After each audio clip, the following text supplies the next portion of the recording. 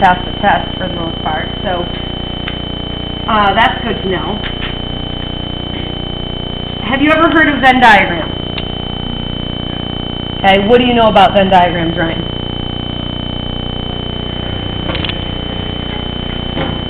A comparison between two things, okay, sort of. Do you know what it looks like? Yeah, two circles. So, just generally speaking, if we put two circles and overlap them, and when we're dealing with Venn diagrams, we're sort of looking at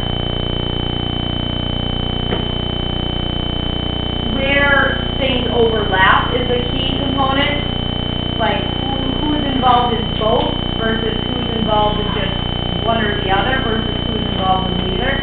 So the example I'm going to go with is, I'm going to label one of those circles people who play sports.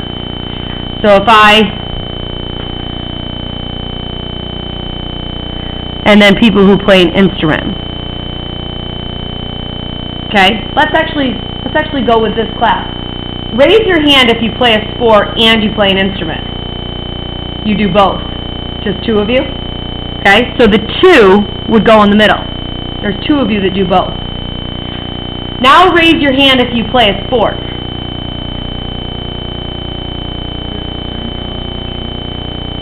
No.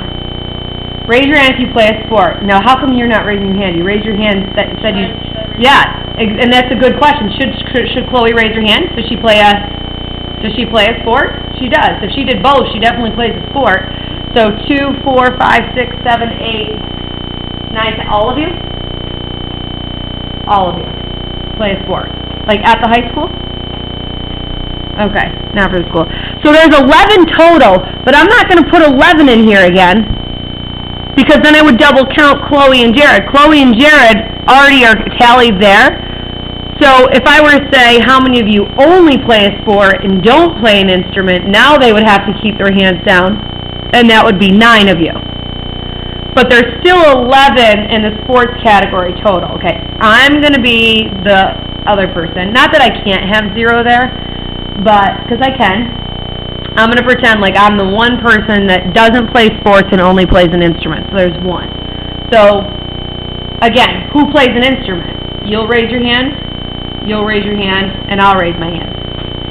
The 3 of us play an instrument, but I'm not going to put 3 there because 2 of them are already accounted for. They did both.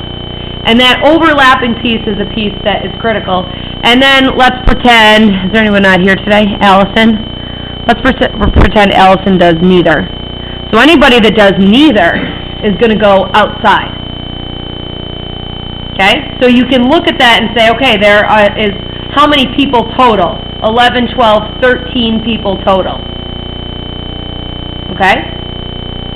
So that's a Venn diagram. We'll be doing that. And a set is nothing more than just a list. And we're going to start by talking about sets.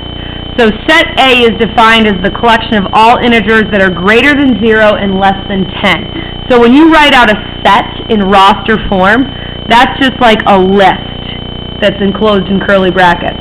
So greater than 0, less than 20 is 1, 2, 3, 4, 5, 6, 7, 8, and 9.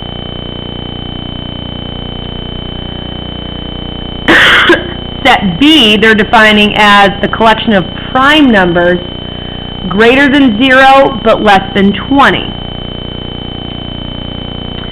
So we talked about prime numbers yesterday. 2 is a prime number, 3, 5, 7, 11, 13. 15 is not prime because 3 times 5 gives us 15. 17? 17 and 19. Good. And that's it. So our entire population, if you look at both sets collectively, our entire population is the numbers 1 through 19. Would we agree with that? Okay? So numbers between 0 and 20. So out of our 19 numbers, and we're going to create a Venn diagram, this is going to be set A, this is going to be set B. Again, Venn diagrams, as much as is humanly possible, should be done from the inside out. So how many numbers, we have 19 numbers total that we're looking at, how many are in both A and B? We've got, I'm just going to cross it, 2, 3 is in both, 5 is in both, 7 is in both, 4. So we put a 4 there. 4 numbers are in both. How many numbers were in set A? 9. But 4 of them are already accounted for. Yes? So we need those 2 numbers to add up to 9, so A is just going to be 5. And you will see that there are 5 numbers left in set A that I did not circle already to put in both. They total to 9. And then B had a total of 1, 2, 3, 4, 5, 6, 7, 8 total numbers in the set, 4 of which are already accounted for, so we put 4 there. So, how many numbers in our set from 1 to 19 are in neither A or B?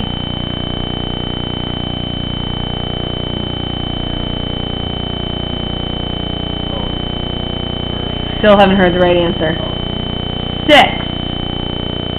Because our whole entire set that we're picking from is all the numbers between 0 and 20 is 19 numbers. 1 through 19, 19 numbers. Of those 19 numbers, we've already accounted for 5 plus 4 plus 4. We've already accounted for 13 of them, which means there are 6 of them that are in neither. What 6 numbers are those? 10. 10 wasn't in either of them. 12 wasn't in either. 14, 15, 16, and 18. So just to confirm, I listed the 6 numbers that are in our overall, set that we're looking at, which is just the numbers greater than 0 and less than 20, that don't fall in A or B. Okay? There's better examples in the world that we could have picked, but that's just kind of what the guy uses in the video. So there's your Venn diagram, and now we're going to do an exercise with 1. This was actually a Regents question, and just like with sequences and series, as you're going to find with probability, and you're going to find when we do our stats chapter, reading is the biggest challenge, to be honest. Reading and interpreting what's going on. It's not really the math, unfortunately. The math gets lost in the reading, and people read it one time and they're like, I have no idea, and they stop. But you have to be persistent, read it again. You do know something, you just have to extract the information. So you gotta be able to read around the fluff and evaluate what information is important. So in contract negotiations between a local government agency and its workers, it is estimated that there is a 50% chance that an agreement will be reached on the salaries of the workers. It is estimated that there is a 70% chance that there will be an agreement on the insurance benefits. There is a 20% chance that no agreement will be reached on either issue. So, Venn diagram. Okay, the 2 things that we have going on here are an agreement on salaries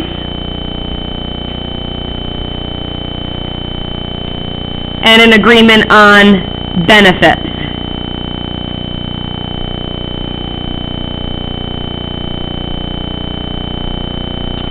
And they told us that if there was a 50% chance that we would reach an agreement on salaries. The problem is, I don't know how that 50% is split up. Is it 25%, 25%, right? Because there's 2 different sections of the salary circle. Is it 10 and 40, 20, 30? I don't know. But I do know that whatever this number is and whatever this number is has to add up to 50. Are you with me? So just really small, I'm going to put X, Y, and Z as if those are the three variables I'm looking for. And the fact that the salaries have to add up to 50% tells me X plus Y needs to equal 50. The chance that we're going to reach an agreement on benefits is 70%. And yet again, I don't know how that 70% is going to be split up between Y and Z, but I do know that Y plus Z has to be 70. And then they tell me there's a 20% chance that no agreement will be reached. Where would I put that 20%? Outside, 20%. So, what does that tell me about X, Y, and Z?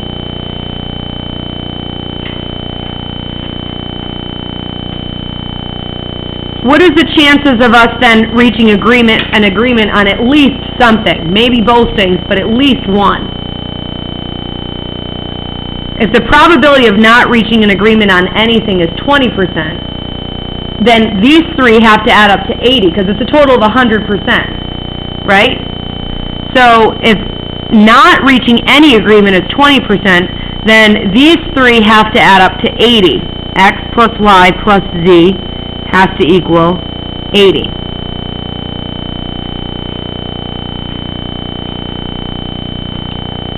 So what does this scream at you, hopefully? System of three variables. But I do have good news. We're not going to actually do a system of three variables, although you absolutely can, and if you're at a loss, you should. But you can also think logically about this, because these three are supposed to add up to 80. But if I make this one 50 and make this one 70, what does 50 and 70 already add up to? 120? But it was only supposed to add up to 80 at max, so how much has been overcounted? 40, right? So that tells you the overlap. That gives you the overlap. And again, with a Venn diagram, we're working inside out. If these are only supposed to be 80 total, but as individuals, they together add up to be 120, we're 40 over what we should be. So 40 is your overlap. And then think outwardly from there. Your total salaries was supposed to be 50%, so what's this? 10. 40 and 10 would make 50. And your total benefits was supposed to be 70, so 40 and 30. And now just double check everything. Do all of these add up to 100? Yes. Okay? So I thought about it logically. One other way to think about it, kind of doing it algebraically with a system, but not really the full process. If we add up these two equations, you don't need to write this, but just watch this because it's kind of neat. X plus Y plus Z equals 120, 50 plus 70.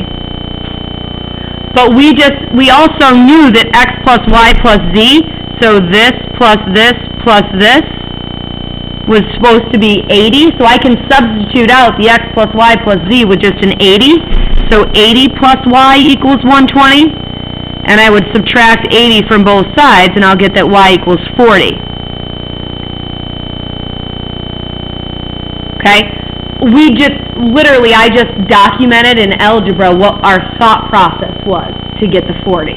But I just documented it algebraically. You don't necessarily have to show it algebraically, ever. I don't think I've ever seen a question like this say, show your work algebraically. But you can. Okay? Or you could do your system just the traditional way. Like our Z is already eliminated here, so eliminate your Z here. And then you have one equation with just X's and Y's, a second equation with just X's and Y's, and then you do elimination a third time with that, and then you kind of work your way backwards from there. So, tricky. It's never as simple as, our introductory examples are. we'll do one more Venn diagram question at the end, but here, just a subset really quickly. This asks us to write a subset for set A. Now, A was just our numbers from 1 through 9. What would be a subset of that?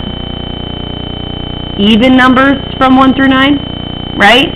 Something that's contained entirely within. So even numbers between 1 and 9, which would be 2, 4, 6, 8. A subset just means that it's a set within a set. So every single one of those numbers is within the larger set. I gave the previous class an example about like dogs. Like I let A be dogs, the set of all dogs. And a subset was like poodles. You follow? Not that hard of a concept, but just a vocab word there. And then complements we talked about yesterday. An example of an experiment and the two events would be considered complements. So yesterday we talked about, first of all, complements, their probabilities add to 1.0 or 100%. So some obvious ones we talked about yesterday were the probability it rains versus the probability that it does not rain. Those are obvious complementary events. What if I'm, flipping a coin? Probability of tails versus the probability of heads. It's any complementary events or any events where it has to be one or the other. Okay? What if I said like the probability of, let's pretend you're rolling a die. You got 1 through 6. The probability of rolling less than a 3, what would the complement of that be? If you don't roll less than a 3, what do you roll? Careful.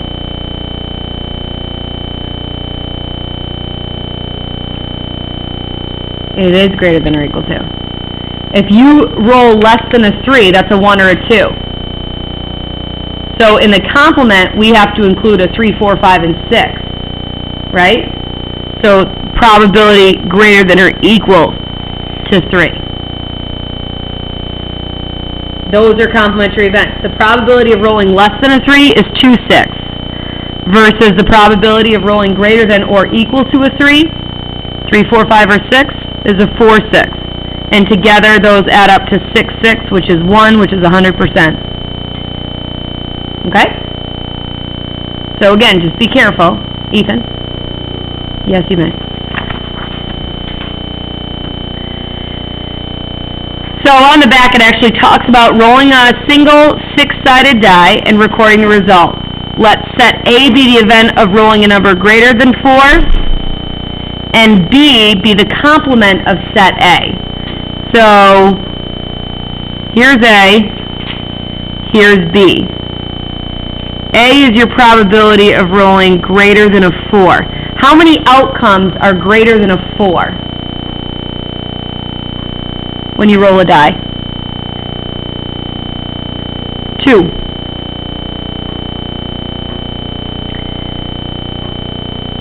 How many are not greater than 4? Probability of not being greater than 4. Because that would be the complement.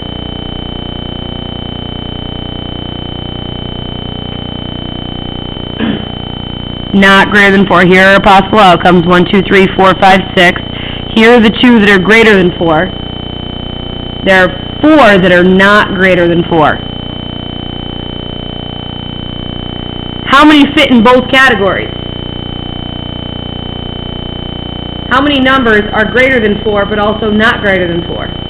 None. That's a silly question. When you have complements, there's no overlapping. You have to be one or the other. Never both. So a Venn diagram for 2 complementary events would have a 0 in the middle. Okay? So looking at that Venn diagram, what is our probability of A? In the A circle, we have 2 outcomes, right? Out of how many total possible outcomes? 6. And our probability of B, we have 4 outcomes in the B circle out of 6 total. So 4 out of 6. And that's not uncommon with Venn diagrams.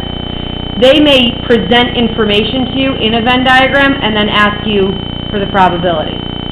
In fact, that reminds me, I don't think we actually answered that question before. The actual question on this previous one was find the probability that an agreement will be reached on both issues. What was that probability? 40%, right? 0.4 or 40%. Just to make sure we actually answer the question. Answering the question is not the hard part. Creating that Venn diagram and filling in those. And then once you have it filled in, the answer is easy. Okay? And then obviously, again, because these are complementary events, note that they add up to 6 over 6, which is 1.0, which is 100%. And that's the main characteristic of complementary events. Okay? Some pretty simple problem in exercise 4. Just asking you, if you have a probability of drawing a red marble being at 3/17, what's the probability that you won't draw a red marble? 14 out of 17. Good. You either draw a red or you don't draw a red. They need to add up to 1. Something that we talked about similar to yesterday, it's the probability, Shannon, that it's going to rain tomorrow is 20%. What's the probability it will not rain? 80%. Perfect. And they're adding up to 100. Jump down to 6. I want you to take a minute and try to come up with 6 on your own. Use a Venn diagram to help you. I want you to take a minute or 2 to try that on your own.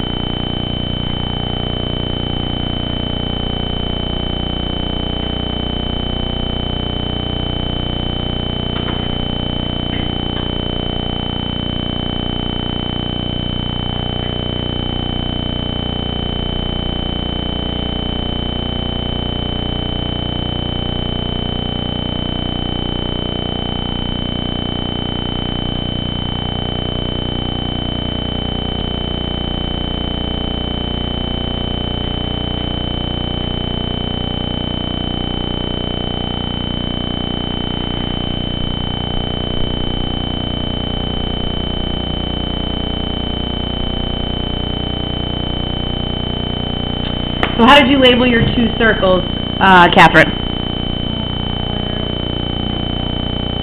Okay. And how did you fill in your 3 numbers?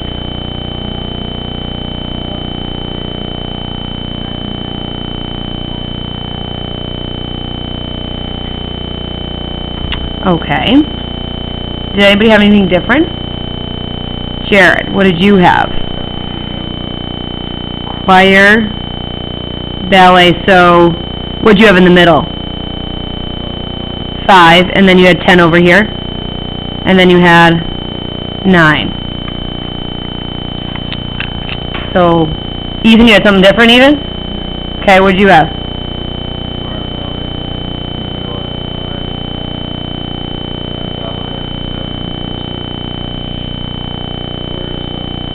So they were both 7.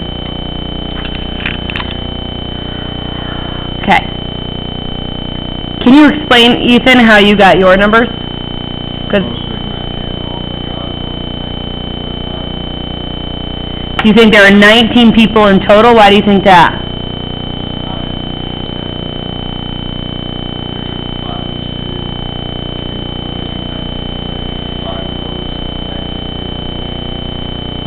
Okay.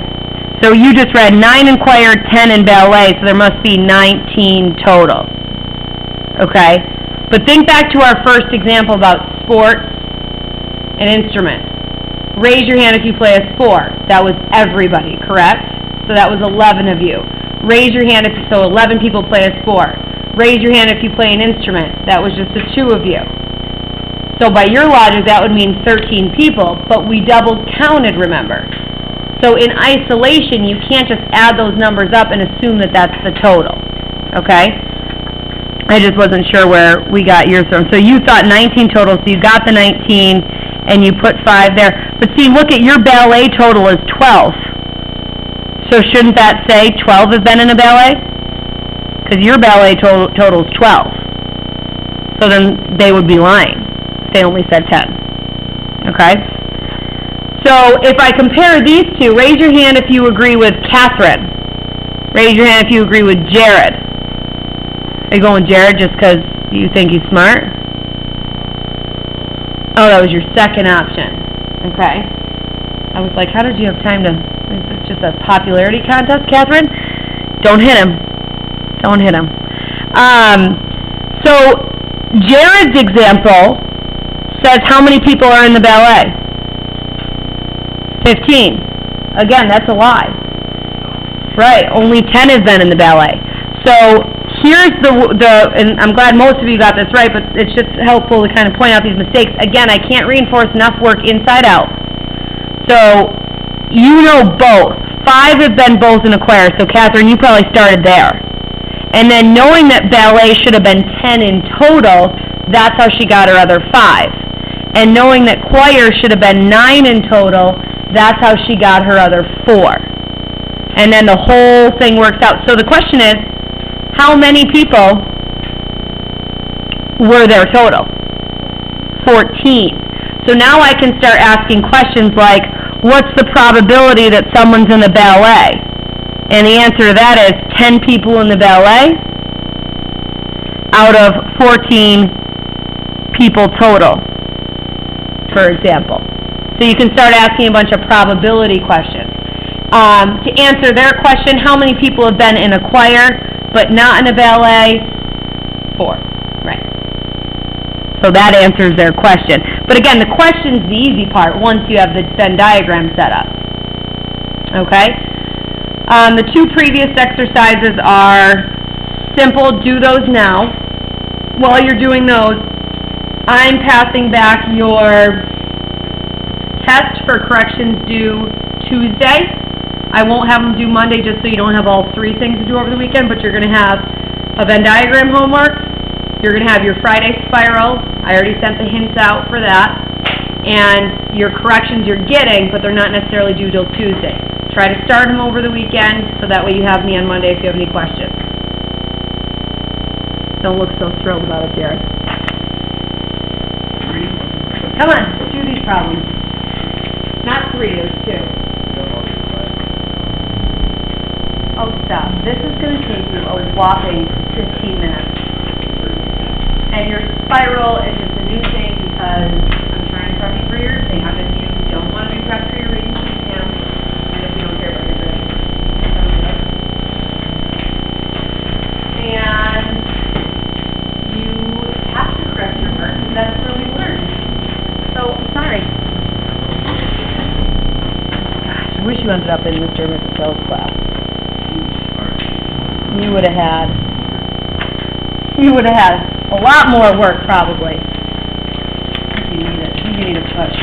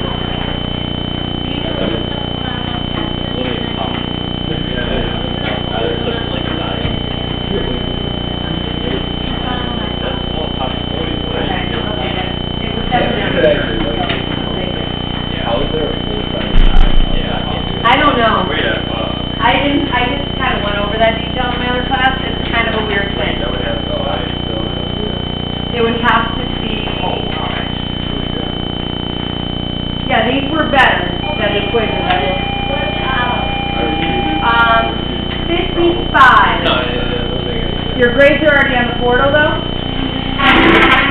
So it was out of the